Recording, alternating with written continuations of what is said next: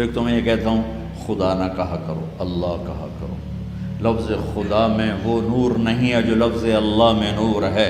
اللہ نور السماوات والارض، اللہ الذی رفع السماوات بغیر عمد ترونها، اللہ الذی خلق سبع سماوات ومن الارض مثلهن، اللہ الذی یبدأ الخلق ثم یعیده، اللہ هو اللہ الذی لا الہ الا هو، اننی انا اللہ لا الہ الا انا، انی انا اللہ العزیز الحکیم، قل هو اللہ احد اللہ الصمد۔ علماء سے بھی کہتا ہوں بیٹھے ہوں اور آپ سے بھی کہتا ہوں خدا نہ کہا کرو، اللہ۔ جب انگلش میں بھی بولو تو گاڈ کی بجائے اللہ کہو، چونکہ اللہ کا ترجمہ نہ خدا ہے، نہ گاڈ ہے، نہ بھگوان ہے، نہ ایشور ہے، نہ اوتار ہے، نہ دیوتا ہے، نہ یزداں ہے۔ اللہ کا ترجمہ صرف اللہ ہی ہے، اس کے سوا اس کا کوئی ترجمہ نہیں ہے، کوئی ترجمہ نہیں۔ آپ سے بھی مستورات سے بچوں سے بھی کہتا ہوں اللہ کی عادت، لفظ اللہ کہو، اللہ پھر کہو اللہ پھر کہو اللہ، آسمان تک نور پھیل گیا اللہ کے فضل سے۔ صرف آپ سے ہمارے، یعنی مجھے یہ گلہ ہے، اہل علم سے بھی گلہ ہے کہ بھئی جب میرے رب کا نام موجود ہے اللہ، کیوں خدا کہتے ہو؟ نام کا ترجمہ نہیں ہوتا ہے، نام کو نام سے پکارا جاتا ہے۔ مولانا طارق جمیل ہیں، کبھی کسی نے کہا مولانا رات کو آنے والے، طارق کہتے ہیں رات کو آنے والا۔ کبھی کسی نے کہا جی مولانا رات کو آنے والے کب آئے؟ بھائی میں تو دن میں ہوں، رات کو تو آیا نہیں ہوں۔ یہ کتنی عجیب سی بات ہے نا کہ آپ نام کی ٹرانسلیشن شروع کر دو، مولانا خوبصورت صاحب جمیل، مولانا خوبصورت صاحب، مولانا رات کو آنے والے، اور ایک طارق کا مطلب ہوتا ہے دستک دینے والا۔ جی مولانا دستک دینے والے آپ کب آئے؟ ٹورانٹو میں کب دستک دی آپ نے آ کے؟ یہ کتنی عجب بات ہے۔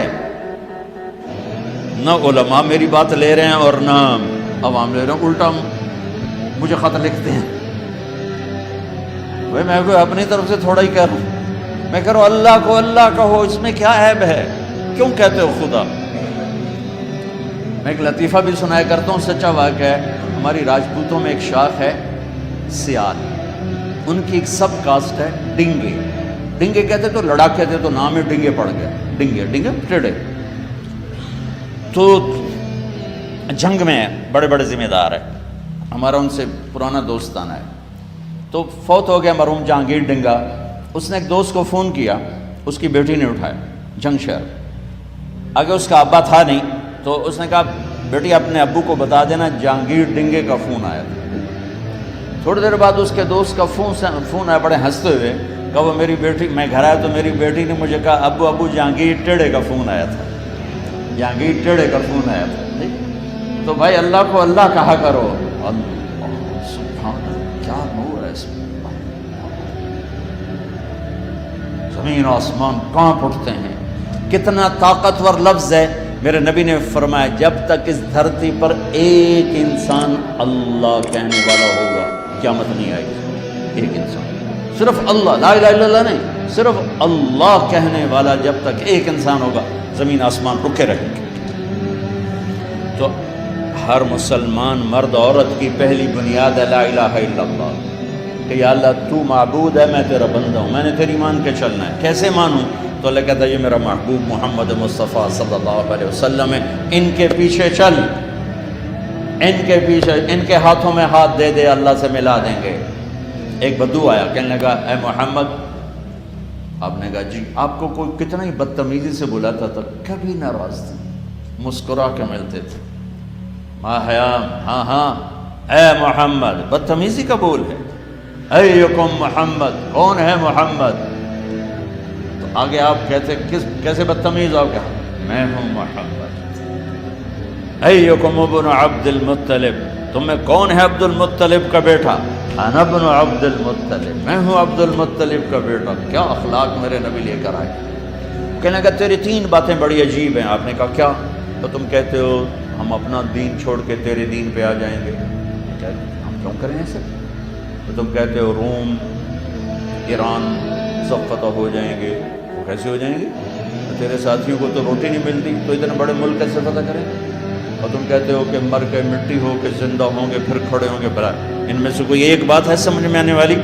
تو میرے نبی نے مسکرا کے فرمایا انشاءاللہ تیری زندگی لمبی ہوگی، تو دیکھے گا سارا عرب میرا کلمہ پڑھے گا اور ایران بھی فتح ہوگا اور روم بھی فتح ہوگا، باقی رہی مر کے اٹھنے کی بات تو تیرا ہاتھ پکڑ کے تجھے یاد دلاؤں گا۔ کہ تیسری بات ہوئی کہ نہیں ہوئی؟